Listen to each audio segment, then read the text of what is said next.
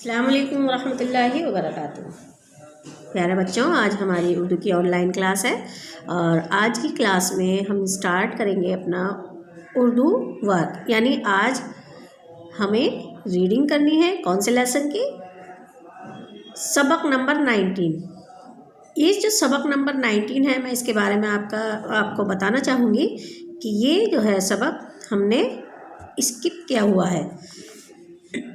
यानी ये लेसन आप इसे रीड कर सकते हैं, बट इसका वर्क आपको नहीं करना है। ध्यान रखेंगे। आप लिख भी सकते हैं, अगर आपको ऐसा लगे कि आपको याद नहीं रहेगा तो आप यहाँ लिख सकते हैं स्किप। इस लेसन को स्किप कर दिया गया है, लेकिन आप इसे पढ़ सकते हैं। ये एक नज़्म है। आपने ये कहानी, ये स्टोरी अच्छी तरह से सुन भी रखी होगी, कुत्ते की जिसके मुंह में रोटी का टुकड़ा था। तो इसको आप रीड करेंगे। अच्छी नज़्म है, इंटरेस्टिंग नज़्म है। तो चलिए, जो हमारा लेसन नंबर हमें आज रीड करना है वो है सबक नंबर 20। सबक नंबर 20 डॉक्टर जाकिर हुसैन। सबक नंबर 18 का बुक वर्क, सवाल जवाब और अल्फाजमानी, सारा ही वर्क जो है, सभी वर्क हम कंप्लीट कर चुके हैं। हमारा सबक नंबर 18 का सभी वर्क कंप्लीट हो चुका है। तो आज हम शुरू करेंगे सबक नंबर 20 डॉक्टर जाकिर हुसैन। कि डॉक्टर जाकिर हुसैन कौन थे?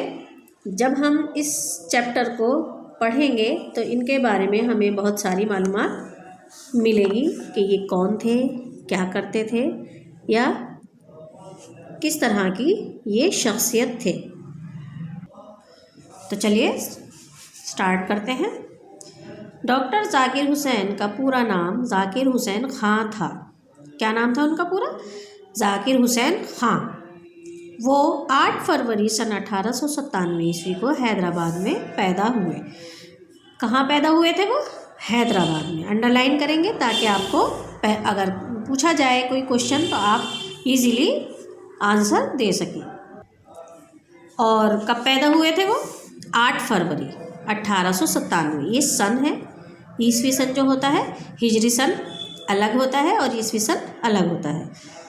ईस्वी सन जो है वो हज़रत ईसा अलैहिस्सलाम के आने के बाद स्टार्ट हुआ, और हिजरी सन हमारे प्यारे नबी सल्लल्लाहु अलैहि वसल्लम के आने के बाद में स्टार्ट हुआ। तो ईस्वी सन में की बात हो रही है यहाँ। 8 फरवरी सन 1897 ईस्वी को हैदराबाद में पैदा हुए। डॉक्टर जाकिर हुसैन बचपन ही से बहुत ज़हीन थे। ज़हीन का मतलब होता है अक्लमंद। वो बड़ी अच्छी तकरीर करते थे। उनको गुलाब का फूल और आम पसंद थे। क्या क्या पसंद था उन्हें? गुलाब का फूल और आम। वो परिंदों और जानवरों से भी मोहब्बत करते थे।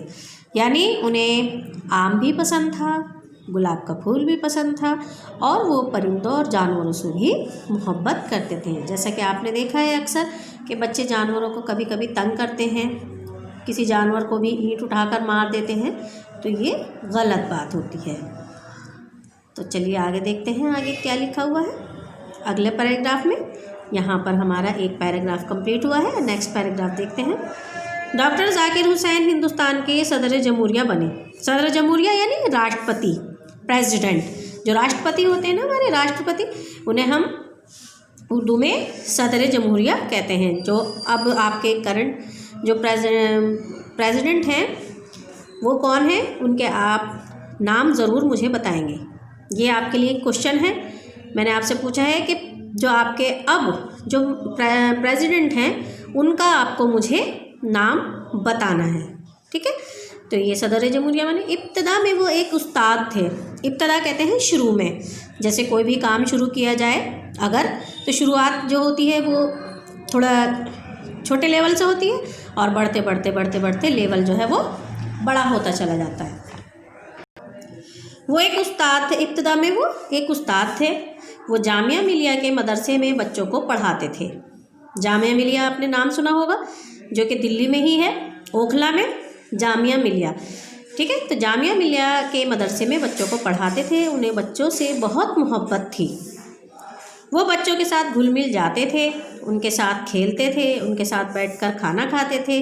अच्छी तालीम व तरबियत के ज़रिए वो उन्हें सच्चा और अच्छा इंसान बनाना चाहते थे। यानी वो ये चाहते थे कि उनको ऐसी तालीम दी जाए जिससे बच्चे जो हैं वो फ्यूचर में बहुत ही अच्छे इंसान बने। चलिए, एक पैराग्राफ कंप्लीट हुआ, नेक्स्ट पैराग्राफ में देखते हैं। उनका मानना था कि उस्ताद के लिए इल्म से ज़्यादा मोहब्बत ज़रूरी है। क्या मानना था उनका? उनका ये मानना था कि सिर्फ़ इल्म ही ज़रूरी नहीं होता है, सिर्फ़ पढ़ाई ही ज़रूरी नहीं होती है एक उस्ताद के लिए, बल्कि उससे पहले एक उस्ताद के दिल के अंदर क्या होनी चाहिए? बच्चों के लिए मोहब्बत होनी चाहिए। तो उनका यही मानना था, यानी उसे इंसानों से मोहब्बत हो और बच्चों से मोहब्बत हो। यानी अगर एक इंसान उस्ताद बना है तो सबसे पहले उसके अंदर क्या चीज़ होनी चाहिए? मोहब्बत होनी चाहिए। उसे इंसानों से मोहब्बत होनी चाहिए और बच्चों से मोहब्बत होनी चाहिए, तभी एक इंसान जो है वो उस्ताद बन सकता है, टीचर बन सकता है। जाकिर साहब ऐसी अच्छी बातें सिर्फ कहते ही नहीं थे बल्कि उन पर अमल भी करके दिखाते थे। अमल का मतलब होता है करके दिखाना, काम करना, यानी उनको करके दिखाते थे। उनके मदरसे में किसी जमात कहते हैं क्लास, जैसे आप कक्षा हिंदी में और इंग्लिश में क्लास और उर्दू में कहेंगे जमात। तो उनके मदरसे में किसी जमात के बच्चे कुछ खाकर कागज़ फेंक देते थे।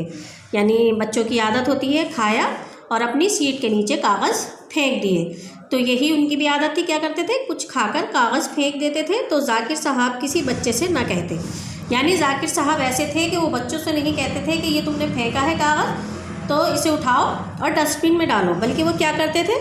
सारे कागज़ उठाकर जमा कर लेते और उन्हें कूड़ेदान में डाल देते।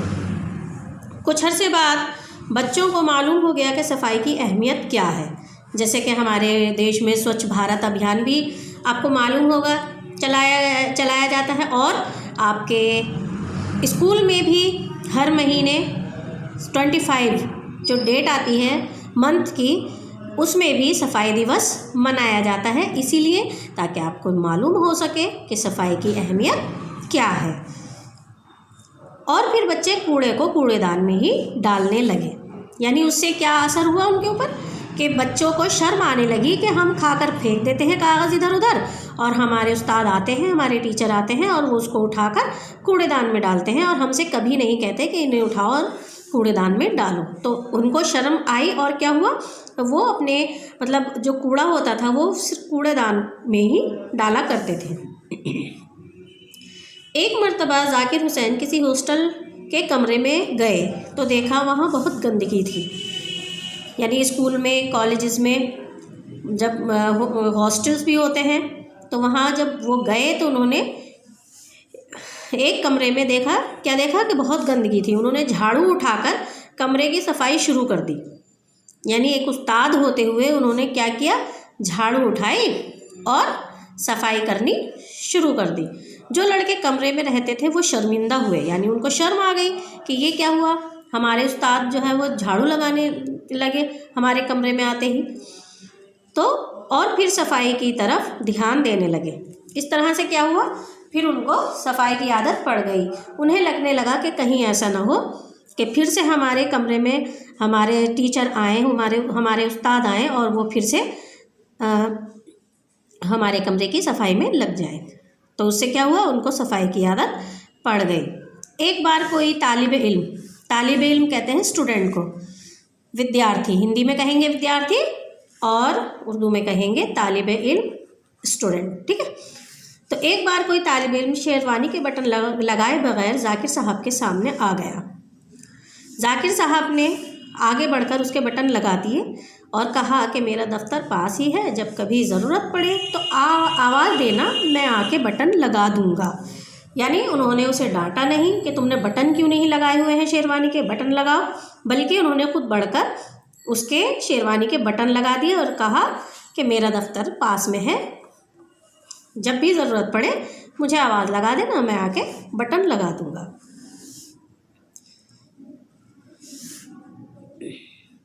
जाकिर साहब की ज़िंदगी के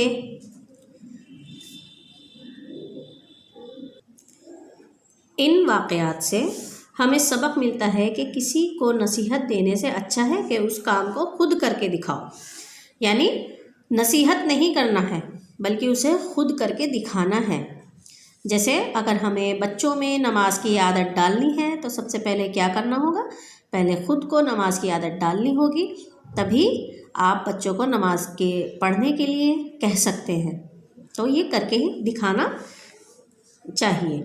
जाकिर साहब ने बच्चों के लिए दिलचस्प कहानियाँ भी लिखी। दिलचस्प कहते हैं इंटरेस्टिंग, दिलचस्प इंटरेस्टिंग, ध्यान रखेंगे, मज़ेदार। दिलचस्प कहानियाँ भी लिखी। उन्होंने तालीम में हाथ के काम की अहमियत यानी दस्तकारी पर जोर दिया। तालीम में जो आप इसको दस्तकारी को आपने सुना होगा, इसे कहेंगे हम हैंडवर्क,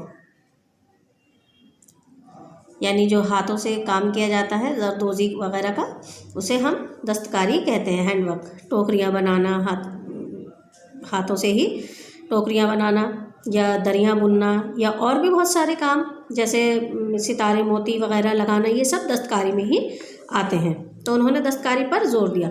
उनका कहना था कि काम को इबादत समझकर करना चाहिए।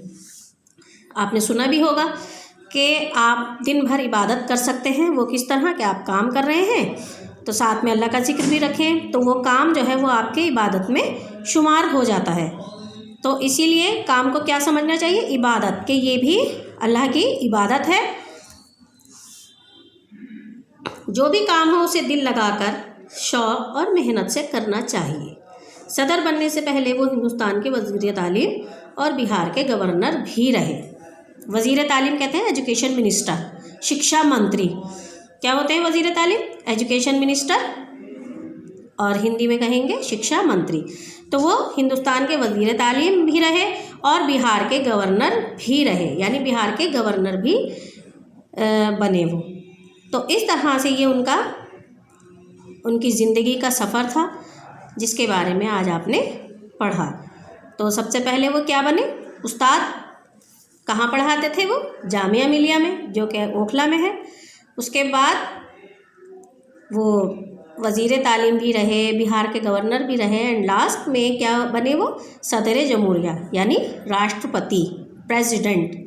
तो मैंने जो आपको एक वर्क दिया है कि हमारे जो अब हमारे राष्ट्रपति हैं, जो प्रेसिडेंट हैं, उनका नाम आपको बताना है। तो ये आपके लिए काम है। तो मुझे पूरी उम्मीद है ये सबक आपको अच्छी तरह से समझ में आया होगा, और इसको समझ कर आपको इस सबक को पढ़ना है। 1-2 बार अगर आप पढ़ेंगे तो इसमें जो भी मुश्किल अल्फाज हैं वो पढ़ने में आपको आसानी होगी। तो चलिए मिलते हैं नेक्स्ट वीडियो में न्यू वर्क के साथ। तब तक के लिए अल्लाह हाफिज़, अस्सलाम वालेकुम।